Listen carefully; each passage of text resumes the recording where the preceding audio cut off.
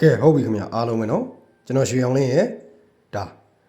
အဖွင့်နေမနက်12 နာရီ 10 မိနစ်အတွက်အနိကဗီဒီယိုဖိုင်လေးကိုညှော်လင့်နေတဲ့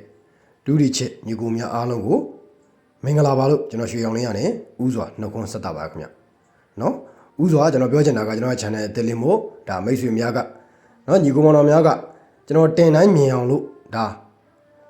channel လေးကို subscribe လေးနှိပ်ထားပေးပါဗျာเนาะ20 လ2025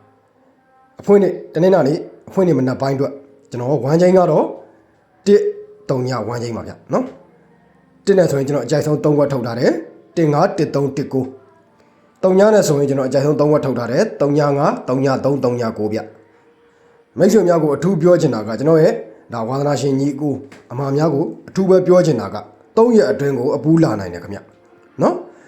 တင်းတဲ့နေရာနဲ့ဗုဒ္ဓဟူးနေ့ထိဗုဒ္ဓဟူးမကျော်3ရက်တွင်အပူးလာနိုင်တယ်အားကောင်းတဲ့အပူတွေကတော့9ဘူး3ညဘူး1ဘူးပါဗျဒါကျွန်တော်အကြိုက်ဆုံးအပူနဲ့အားကောင်းတဲ့အပူတွေပါဗျနော်အားလုံးပဲအဆင်ပြေကံကောင်းနိုင်ကြပါသေးဗျနော်ကျွန်တော်ရဲ့ channel လေးကိုလည်း subscribe လေးမနှိပ်ရသေး subscribe လေးနှိပ်ထားပေးပါ like share လေးနဲ့ကူညီပေးပါဗျနော်ကျွန်တော်ညနေပိုင်းနဲ့2 နာရီဆိုတာနဲ့ကျွန်တော်ထပ်မှတ်ပြီးတော့တင်ပေးတော့မယ်ဗျနော်ယနေ့မနက်မှာအဖွင့်လှပြီးတော့အားလုံးပဲအဆင်ပြေပေါက်မြောက်နိုင်ကြပါစေလို့ကျွန်တော်ရွှေအောင်လင်းရနေဒါစုမုံကောင်းတောင်းပေးရင်လည်းကျွန်တော်ရဲ့အနီးကပ်ယခုဗီဒီယိုဖိုင်လေးကိုဒီမှာနေရနားခွင့်ပြုပါခင်ဗျ